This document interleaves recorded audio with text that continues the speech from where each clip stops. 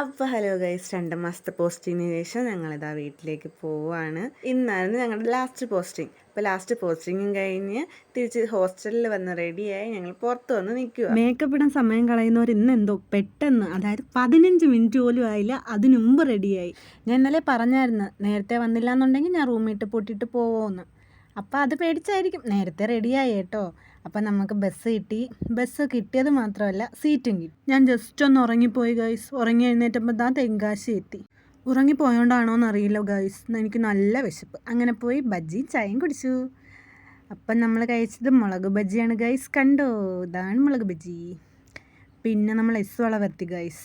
S വളവിൻ്റെ മുകളിൽ 2 കുരങ്ങ്.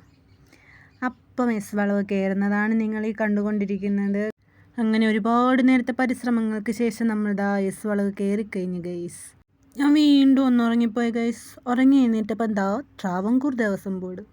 അവിടുന്ന് നമ്മൾ വീണ്ടും മുന്നോട്ട് പോയിക്കൊണ്ടിരിക്കുകയാണ് ഗൈസ്. നല്ല പ്രകൃതിയൊക്കെ ആസ്വദിച്ചിങ്ങനെ പോവുകയാണ്. പോയി പോയി പോയി പോയി ഇതാണ് നമ്മുടെ ട്രെയിൻ പോകുന്ന വഴി, അതായത് ട്രെയിൻ പാളം. ഗുഹയൊക്കെ ഉണ്ട് കേട്ടോ.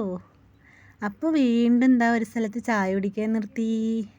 അപ്പം അടുത്ത ചായക്കുള്ള ടൈമായി. പോകുന്നു ചായക്കടയിലേക്ക്. അപ്പം അവിടെ ചെന്നപ്പോൾ ആർക്കും ചായ വേണ്ട. അങ്ങനെ ഞാൻ ചായ പറഞ്ഞപ്പോൾ എൻ്റെ പുറകെ ചായ പറഞ്ഞു. എന്നാലും ഭീമാക്ക് ചായ വേണ്ട എന്നുള്ള ഒറ്റ വാശിയിലിരിക്കുകയാണ്. അപ്പോൾ എൻ്റെ ചായ വന്നു ഗൈസ്. നമുക്ക് സമയമില്ലാത്തതുകൊണ്ട് തന്നെ പെട്ടെന്ന് ചായ കുടിച്ചു. ബസ് അവിടെ നിന്ന് എടുത്തു, ഞങ്ങൾ പുനലൂരാക്കി.